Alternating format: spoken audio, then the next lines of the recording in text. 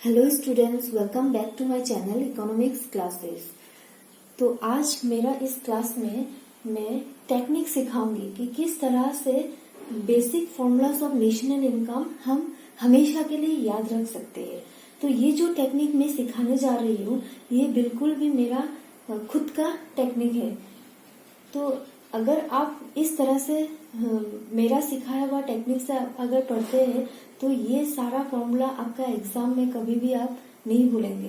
तो स्टूडेंट्स, सबसे पहले स्टूडेंट्स क्या गलती करते हैं कि कभी कभी ये जो एनआईटी है, नेट इनडायरेक्ट टैक्स, तो ये नेट इनडायरेक्ट टैक्स का फॉर्मूला में कभी कभी स्टूडेंट्स एग्जाम में बैठ के ये भूल जाते हैं कि यहाँ पे मार्केट प्राइस डालना है या फिर ग्रॉस वैल्यू डालना है या फिर नेशनल वैल्यू। तो ये सारा जो टेक्निक है मैं आज आपको समझाने जा रही हूँ। तो है नेट इनडायरेक्ट टैक्स एनआईटी और लास्ट में है NFI, net factor income from abroad. तो यहाँ पे हम ये फर्स्ट वाला फॉर्मूला ले रहे हैं डेप्रिसिएशन। तो डेप्रिसिएशन कॉस्ट जो मैंने पहले भी बता चुकी हूँ कि जो वेयर एंड टियर का कॉस्ट है, चार्ज होता है, रिपेयरिंग का जो खर्चा होता है उसको हम डेप्रिसिएशन कहते हैं। तो हमेशा आप याद रखिए जब भी डेप्रिसिएशन आता है तो उसमें ग्रॉस वैल्यू और नेट वैल्यू आएगा। Gross means total, net means कुछ वहां से डिडक्ट किया हुआ। So students, always remember whenever we get depreciation, in depreciation we have to deduct net value from gross value.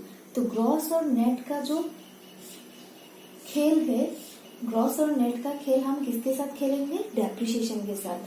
फिर देखिए नेट इनडायरेक्ट टैक्स।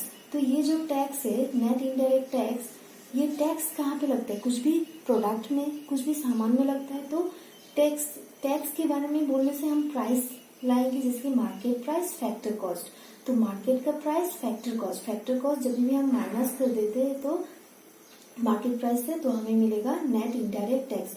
तो टैक्स का बात जब भी आता है आप हमेशा याद रखना market price, factor cost. Market and factor किसके साथ खेलेंगे? नेट इनडायरेक्ट टैक्स के साथ। एंड लास्ट जो फाइनल फॉर्मूला मैंने लिया है यहाँ पे, जो थर्ड फॉर्मूला है NFI, net factor income from abroad. तो फ्रॉम एब्रोड जब हम बोलेंगे, एब्रोड आपको पता है ना एब्रोड क्या है? जो आउट ऑफ द कंट्री बोलते हैं एब्रोड।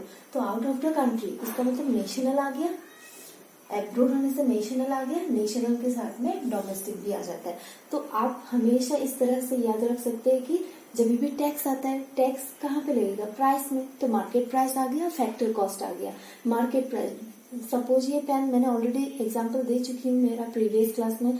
तो पेन जब हम बनाते हैं तो उसको फैक्टर कॉस्ट, कितना खर्चा आया वो आएगा, और फिर मार्केट में जब हम सेल करने ले जाएंगे तो वहां पे आ जाता है मार्केट का प्राइस।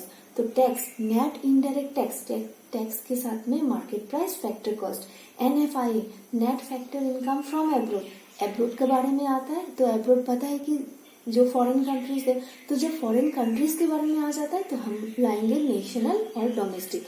तो हमेशा आप याद रखिए ये तीन चीज, जो ग्रॉस कहाँ पे आएगा? ग्रॉस और नेट डेप्रिसिएशन के साथ में, market price, factor cost indirect tax के साथ में, और फिर national value and domestic value NFI के साथ में। तो एक और चीज स्टूडेंट्स यहाँ पे भी गलती कर देता है कि net value minus gross value लिख देते, factor cost minus market price लिख देते, तो उल्टा हो जाता है। तो ये याद रखने के लिए एक और टेक्निक है जो हम जिसका वैल्यू सबसे ज्यादा होता है ग्रॉस में ज्यादा, टोटल मिला के ग्रॉस का वैल्यू बनता है। तो ये इसका जो वैल्यू है हमेशा ज्यादा होता है नेट का वैल्यू से।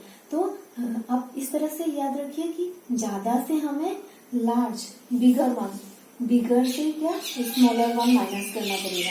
अब इसको इस टेक्निक से याद रखना, बिगर से स्मॉलर को माइनस करना पड़ेगा।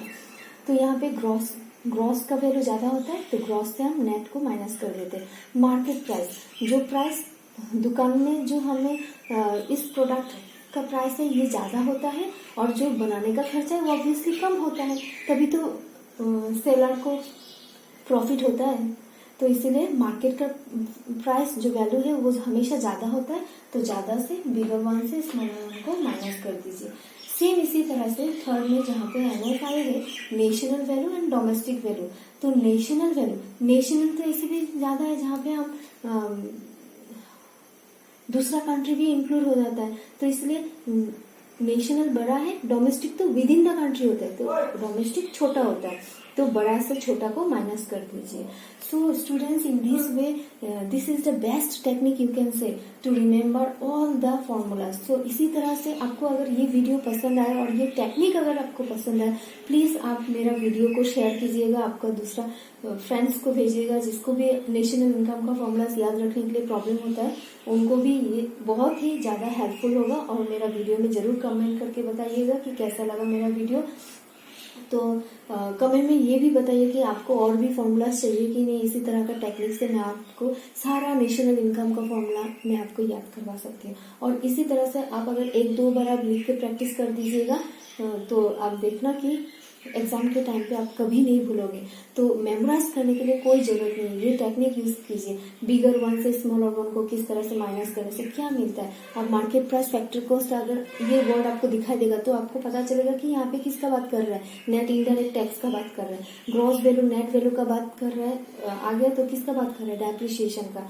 फिर abroad, net factor income from abroad का बारे में आ गया तो आपको पता है कि नेशनल वैल्यू से डोमेस्टिक वैल्यू माइनस करना है। So thank you so much.